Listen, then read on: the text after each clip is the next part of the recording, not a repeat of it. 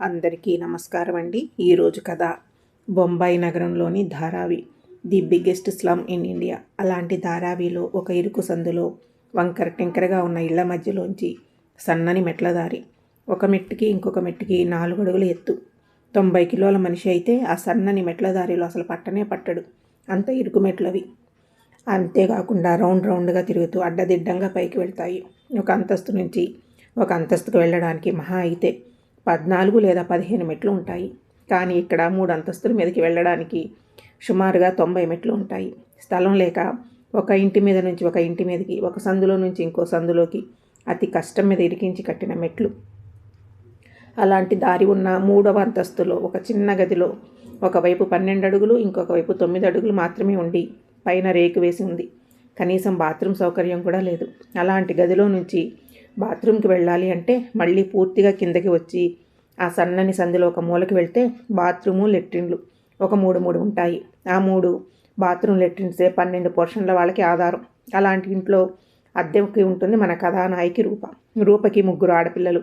పెద్ద పాపకి 15 సంవత్సరాలు, రెండో పాపకి 12 సంవత్సరాలు, చిన్న పాపకి 8 సంవత్సరాలు. నిజానికి రూపది కోనసీమ జిల్లాలోని రాజోలు. తల్లిదండ్రులు ఇద్దరూ కూడా అరటికెలలు కోసి మోసే కూలీలు.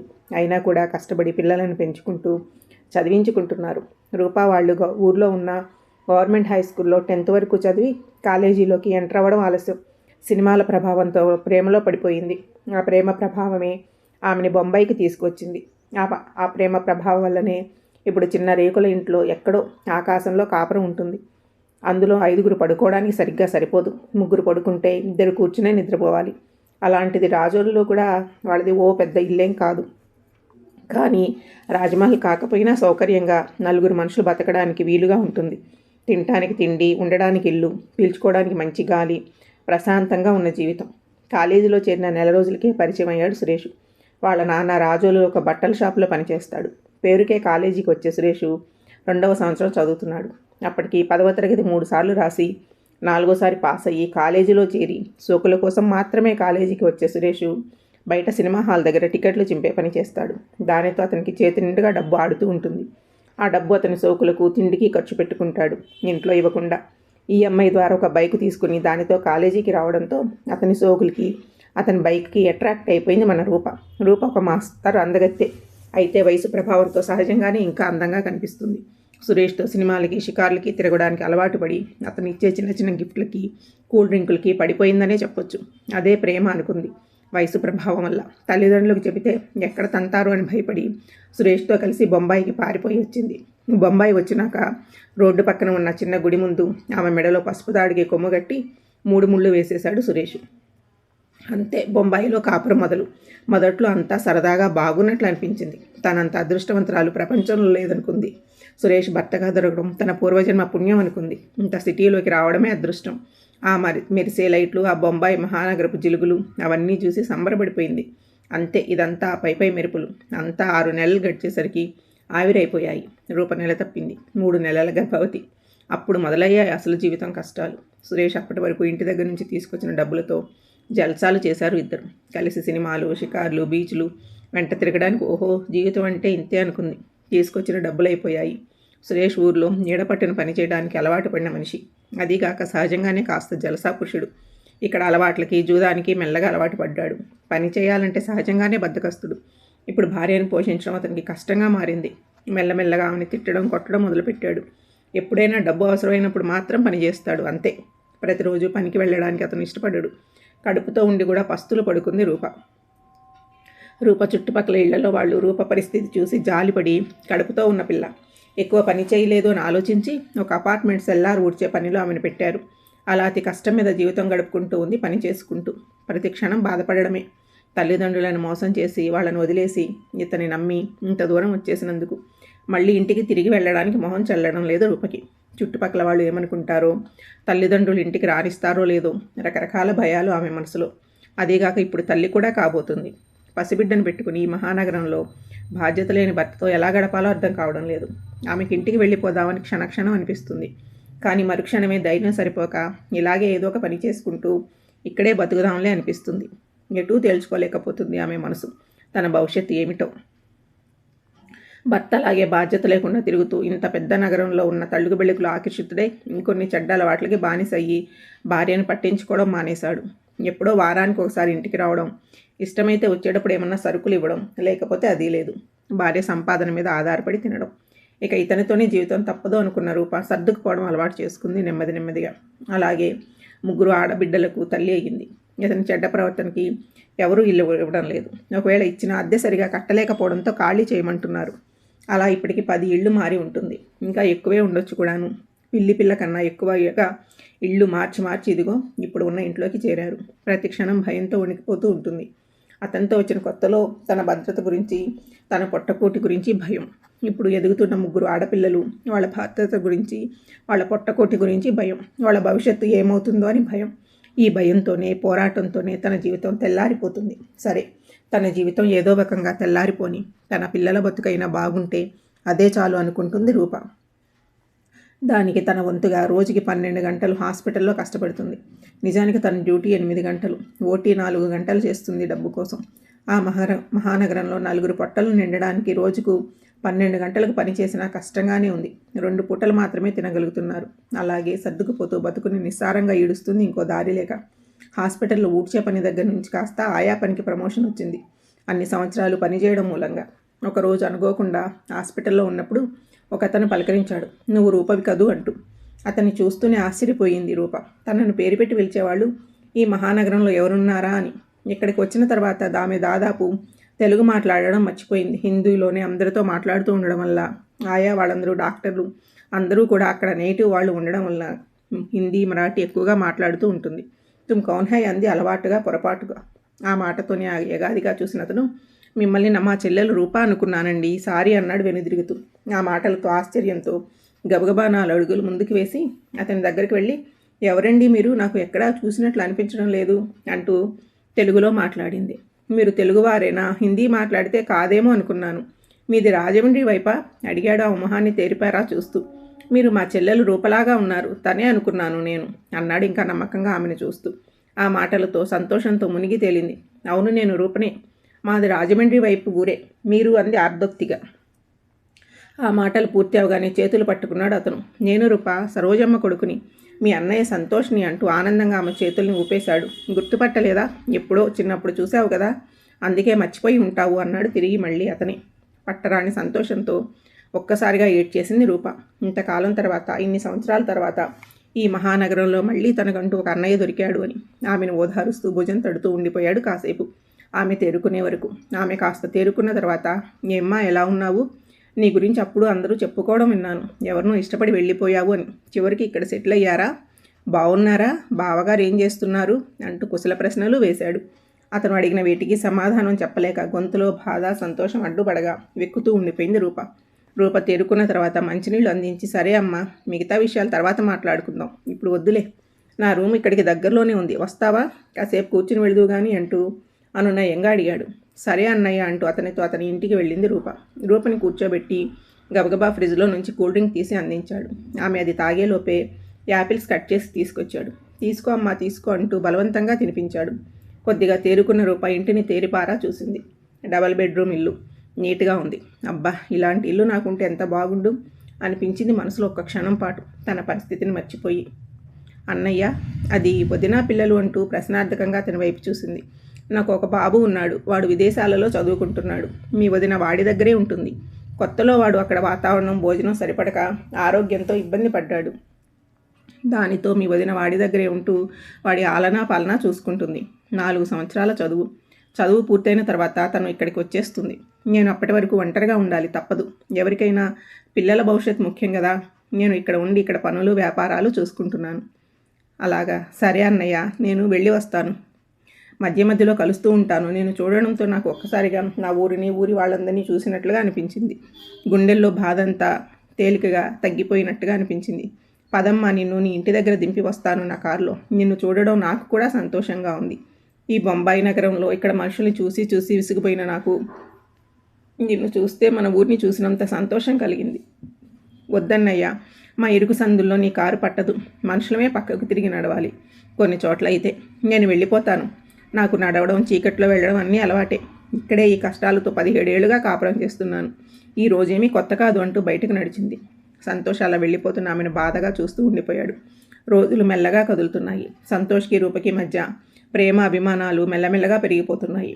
ఊరికి తీసుకువెళ్తాను, నేను అక్కడి వాళ్ళకి నచ్చ చెబుతాను రమ్మని పిలిచాడు సంతోష్. వద్దు, ఇన్ని సంవత్సరాల తర్వాత ఈ మొహం పెట్టుకుని వాళ్ళు ఎవరికి నా మొహం చూపించలేను. ఇక్కడ కష్టాలకి అలవాటు పడిపోయాను.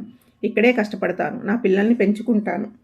ఇలా నేను ఎవరితోనూ సంబంధం పెట్టుకోవడం, కలవడం, మాట్లాడడం నీకు ఇష్టం లేదంటున్నావు. సరే, నీ ఇష్ట ప్రకారమే నీ బతుకు నువ్వు బతుకు. కాకపోతే నేను నీకు ఆఫర్ ఇస్తాను. మొన్న వచ్చినప్పుడు నీ ఇల్లు చూసినప్పుడు నాకు కళ్ళల్లో నీళ్లు ఆగలేదు. అంత ఇరుకు ఇంట్లో ఎలా బతుకుతున్నారు నలుగురు?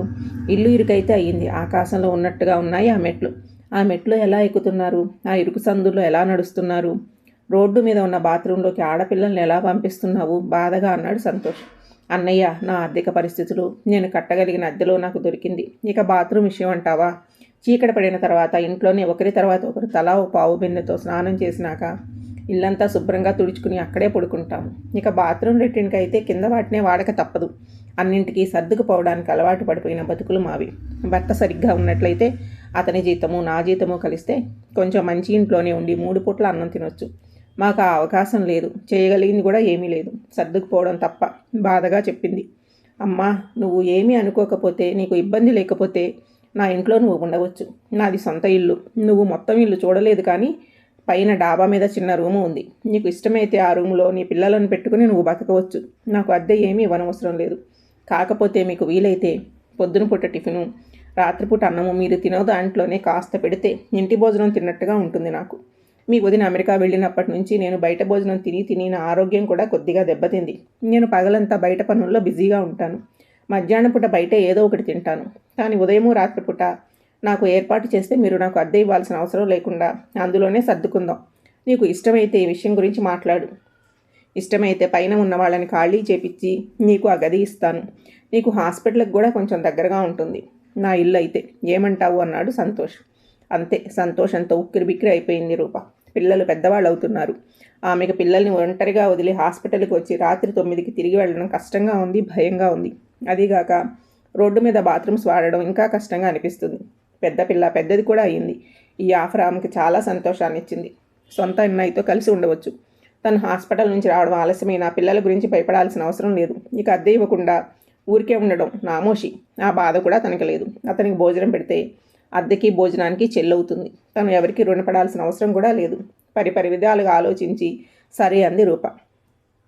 మంచి రోజు చూసుకుని అతని ఇంట్లోకి మాకం మార్చింది.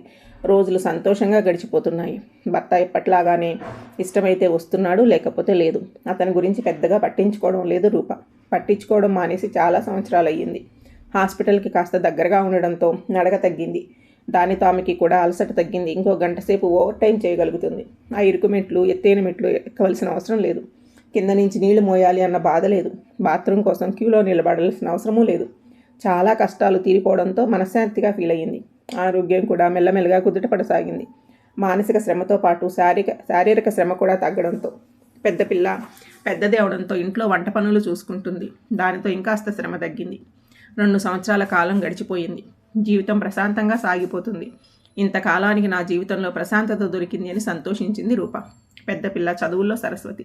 ఎలాంటి కోచింగ్లో లేకుండా కేవలం గవర్నమెంట్ స్కూల్లో చదివి, గవర్నమెంట్ కాలేజీలో చదివి ఇంటర్లో మంచి మార్కులతో పాస్ అయ్యింది. అంతేకాకుండా మెడికల్ సీటు కూడా తెచ్చుకుంది. ఆనందానికి పట్టపగ్గాలు లేవు. కష్టానికి ఫలితం దొరికిందని, బిడ్డలు ఒక దారిలోకి వస్తున్నారని సంతోషించింది. తను పొదుపుగా దాచిన డబ్బుల నుంచి జాగ్రత్తగా ఫీజులు కట్టింది. అక్కని ఆదర్శంగా తీసుకోమని, బాగా చదువుకోమని తన మిగతా 2 బిడ్డలకు హితబోధ చేసింది. తను పనిచేస్తున్న హాస్పిటల్లో డాక్టర్స్ అందరికీ స్వీట్లు పంచింది. అందరూ కూడా సంతోషించారు. పెద్ద డాక్టర్ గారైతే, ఓహో, నీ కూతురు డాక్టర్ అయ్యి నువ్వు ఆయాగా చేసిన చోటే డాక్టర్గా పనిచేస్తుందన్నమాట. ఇది మాకు కూడా గర్వమే. మా దగ్గర పనిచేసే ఆయా కూతురుతో కలిసి మేము పనిచేయొచ్చు ఇంకో 4 ఏళ్లలో. చాలా సంతోషంగా ఉంది అంటూనే అందరూ, నీకేమైనా డబ్బు అవసరమైతే మొహమాట పడకుండా అడుగు, మేము వీలైనంత సాయం చేస్తాము అన్నారు. మాట చెప్పడమే కాదు, డాక్టర్ గారు ఒక 50,000 రూపాయలని గిఫ్ట్గా ఇచ్చారు. ఎంత ఫ్రీ సీటు వచ్చినా కాలేజీలో చేరడం అంటే చిన్న విషయం కాదు. ఖర్చులకు ఉంటాయి ఉంచు అంటూ. ఏమ్మా రూప, మీ అన్నయ్య గారి ఇంట్లోనే ఉంటున్నావా? ఆయన బాగున్నారా అంటూ కుశల ప్రశ్నలు అడిగారు. అవును డాక్టర్ గారు, మేము ఆయన ఇంట్లోనే ఉంటున్నాము. ప్రస్తుతం ఆయన భార్య దగ్గరికి అమెరికా వెళ్ళారు. నెల అయినాక వస్తారు. ఆయన మాకు కనిపించిన తర్వాత మా జీవితం చాలా బాగుపడ్డాయి. ఆర్థికంగా కూడా బాగున్నాము, ప్రశాంతంగా ఉంటున్నాము. ఆయన తోడు నీడ మాకు చాలా ధైర్యాన్ని ఇచ్చాయి అంటూ కళ్ళనీళ్ళు పెట్టుకుంది రూప. పోనీలేమ్మా, దిక్కులేని వాళ్ళకి దేవుడే దిక్కు అవుతాడు, ఏదో ఒక రూపంలో అంటారు. మీ అన్నయ్య రూపంలో నీకు దిక్కు అయ్యాడు దేవుడు, సంతోషం అన్నారు వాళ్ళందరూ కూడా సంతోషిస్తూ. ఒకరోజు రాత్రి భోజనాలు చేసి చిన్నపిల్లలు ఇద్దరూ పడుకున్న తర్వాత, అమ్మా, నీతో ఒక విషయం మాట్లాడాలి అనుకుంటున్నాను ఎప్పటి నుంచో, కానీ ఎలా మాట్లాడాలో తెలియక ఆలోచిస్తున్నాను అంది పెద్ద కూతురు. గిన్నెలు తోముతున్న రూప, ఏమిటే అప్పుడే కొంపదీసి ఏమన్నా ప్రేమించావా ఏమిటి? నాకు అదంతా నీకు చెప్పాను కదా, చిన్న వయసులో ప్రేమిస్తే ఏం జరుగుతుందో, తెలిసి తెలియక ఎవరిని పడితే వాళ్ళని నమ్మితే ఏం జరుగుతుందో. కంగారుగా ఒక్క ఉదురున లేచి కూతురు జుట్టు పట్టుకుని రూప కోపంతో ఊగిపోయింది. అబ్బబ్బా వదులమ్మా, అది కాదు అంటూ జుట్టు విదిలించుకున్న పెద్ద కూతురు చెంప మీద ఒక్కటేసి, మరి ఇంకేమిటి, కొంపదీసి కడుపుతో ఉన్నావా ఏంటి? కళ్ళెంట నీళ్లు బొటపటా కారిపోతూ ఉండగా నేల మీద చతికిల పడిపోయింది, తల మీద చేతులు పెట్టుకుని. అబ్బా, విషయం నా గురించి కాదు. అయితే మరేంటి, ఆ రెండోది చేసిందా ఏంటి? ఇంకాస్త కంగారు పడిపోయింది. నీకు ఎలా చెప్పాలో తెలియడం లేదమ్మా, నువ్వు మనసుని కుదురు చేసుకో. ఇలా కంగారు పడతావని నేను ఆలోచిస్తూ ఉన్నాను ఒక 2 నెలలుగా, కానీ చెప్పక తప్పదు. చెప్పకపోతే పరిస్థితులు ఇంకా చెయ్యి దాటేట్టుగా ఉన్నాయి. నువ్వు గుండె నిబ్బరం చేసుకుంటే చెబుతాను. నీ గురించి కాదు, నా గురించి కాదు, రెండో దాని గురించి కూడా కాదు. అయితే ఇంకేమిటి, మీ నాన్న ఏమైనా ఎదవ పని చేశాడా? మీ ఇద్దరు బాగుంటే నేను ఏది చెప్పినా కంగారు పడను. ఆ ఎదవ ఏమైపోయినా నేను పట్టించుకోను. సరేలే, సంగతి ఏంటో చెప్పు. బాసింపేట వేసి కూర్చుంది రూప ధైర్యంగా. అమ్మా, అది కొంచెం పెద్ద విషయమే. నేను కన్ఫర్మ్ చేసుకున్నాకే నీతో మాట్లాడుతున్నాను. ఏమిటి అది? కొద్దిపాటి నిర్లక్ష్యంగా మంచినీళ్ళు తాగుతూ అడిగింది రూప. అమ్మా, అది 3వ దాని గురించి. దాని గురించా? దాని గురించేముంటుందే? చిన్నపిల్ల, పట్టుమని 10 ఏళ్ళు లేవు. మీ ఇద్దరిలాగా ఇంకా బాధ్యత తెలియదు. చదువుకుంటుందిలే, ఆడుకొని. ఒక 2 సంవత్సరాలు అయితే దాని బాధ్యత అదే తెలుసుకుంటుంది. మొన్న టీచర్ గారు కూడా కలిసి చెప్పారు, అస్సలు చదవటం లేదని, అన్నింట్లో 3-4 మార్కులు వస్తున్నాయని. మారుతుందిలే మీ ఇద్దరిని చూసి, చాలా క్యాజువల్గా చెప్పింది రూప. అమ్మా, నేను చెప్పేది వినిపించుకోవా అసలు? విసుగ్గా అంది పెద్దపిల్ల. సరే చెప్పు, కాస్త ధైర్యంగా ఉండి చెబుతాను. చెప్పవేవో, నసపెట్టకు, నిద్ర వస్తుంది నాకు. అమ్మా, మా అమ్మయ్య నువ్వు అనుకున్నంత మంచివాడు కాదు. మా అన్నయ్యనేమన్నా అన్నావు అంటే చంప పగలగొడతాను. దేవుడే మా అన్నయ్య, దేవుడు. ఉండడానికి నీడనిచ్చాడు, ధైర్యాన్ని ఇచ్చాడు, మన ఆలనా పాలనా చూసుకుంటున్నాడు. ఇంకా ఇంతకన్నా ఏం చేస్తాడు? వేలు విడిచిన అన్నయ్య అయినా కానీ ఎంత బాగా చూసుకుంటున్నాడు మనల్ని. అక్కడ ఉండగా ఆ ఇరుకు సందులో ఎన్ని బాధలు పడ్డాము, ఇక్కడికి వచ్చినాక ఎంత ప్రశాంతంగా ఉంటున్నాము. అరమేడ్పు కళ్ళతో చెప్పింది రూప. అమ్మ, ఆ ఇంట్లో ఉన్నప్పుడే మనం ఏమీ కష్టపడకుండా ఉన్నాము. నీకు తెలియడం లేదు. రోడ్డు పక్కన బాత్రూమ్ తలుపులు తగులుతూ కూడా నడుస్తూ వెళ్ళేవాళ్ళు మేము బాత్రూంలో ఉన్నప్పుడు కూడా. అయినా మేము భద్రంగానే ఉన్నాము. కానీ ఇంట్లోకి వచ్చిన తర్వాత అన్ని సౌకర్యాలు ఉన్నా భద్రంగా లేము, నొక్కుతూ చెప్పింది. ఏం భద్రంగా లేరు ఏమిటి? ఏం మాట్లాడుతున్నావు నువ్వు? మనకి ఏం కష్టం వచ్చింది ఇప్పుడు? ఆశ్చర్యంగా చూసింది. అమ్మ, మామయ్య మన చంటిదానిని భలే చూసుకుంటున్నాడు కదా. చక్కగా సొంత బిడ్డలాగా ఎత్తుకుని ఆడిస్తాడు, చాక్లెట్లు కొనిపెడతాడు, అటు ఇటు తిప్పుతాడు. దానికి అన్నయ్య గారం, అందుకే దానికి చదువు రావడం లేదు. కొంచెం గారం తగ్గించమని 2-3 సార్లు చెప్పాను. దానికి చిన్నతనం పోతుంది, చదువు వస్తుంది. నీలాగా బాగా చదువుకుంటుంది. ఇంకో 2-3 సంవత్సరాలు పోతే మారుతుందిలే. తల మీద చెయ్యి పెట్టుకుని కూర్చుంది పెద్దపిల్ల. తల మీద చెయ్యి పెట్టుకోకూడదు, ఏమైంది ఇప్పుడు? తల మీద చేతులు వేసుకున్నావంటూ చేతులు లాగేసింది రూప. నీకు ఎలా చెప్పాలో తెలియక నేను తికమక పడుతూ ఉంటే నువ్వు అసలు చెప్పే అవకాశం ఇవ్వడం లేదు, విసుగ్గా అంది. సరే చెప్పు, ఈసారి నోరు విప్పను, నోటికి చెయ్యి అడ్డు పెట్టుకుంటూ నవ్వుతూ అంది రూప. మామయ్య మన చంటిదానితో చాలా చెడ్డగా బిహేవ్ చేస్తున్నాడు. అంటే ఎలా చెప్పాలి నీకు? అంటే దానిని ఎలా చెప్పాలో తెలియట్లేదమ్మా. నేను ఈ విషయం ఫ్రెండ్స్తో మాట్లాడాను. వాళ్ళు వెంటనే మీ అమ్మతో చెప్పు అన్నారు. అందుకే ధైర్యం చేసి నీతో చెప్తున్నాను. మనం వెంటనే ఇల్లు మారిపోదామమ్మా.